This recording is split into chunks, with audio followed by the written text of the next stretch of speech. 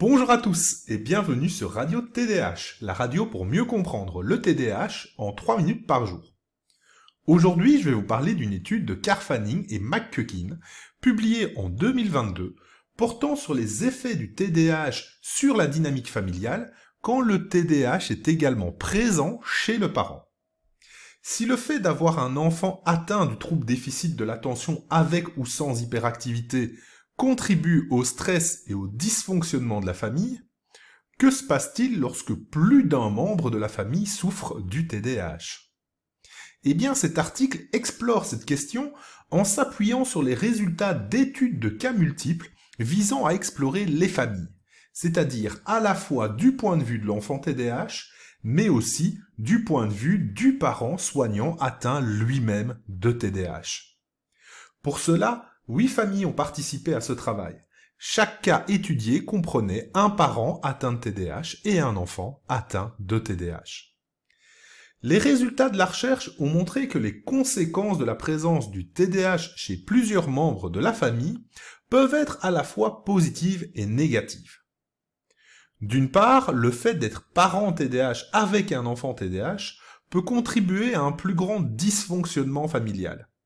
En effet, cela se présente spécifiquement lorsque les parents atteints de TDAH ont du mal à respecter les routines quotidiennes, mais également à rester calmes et organisés du fait de l'impulsivité.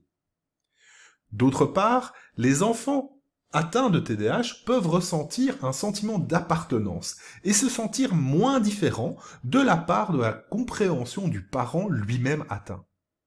De même, les parents se sentent eux-mêmes plus compréhensifs et développent des compétences d'échange plus importantes avec leur enfant.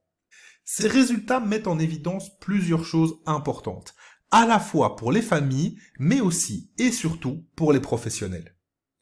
En effet, le besoin de compréhension du système familial, c'est-à-dire de repérer à la fois les ressources et les difficultés au sein de ce système, va permettre de mieux comprendre la dynamique familiale et va permettre aux professionnels de mieux cibler ces axes de travail.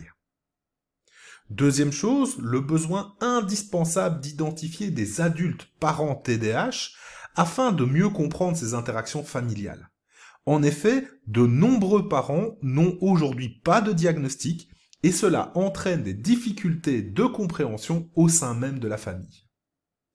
Enfin, il nous reste encore l'importance de travailler encore et toujours sur la compréhension du trouble et de montrer que les interactions peuvent aussi être positives au sein de la famille si chacun se comprend.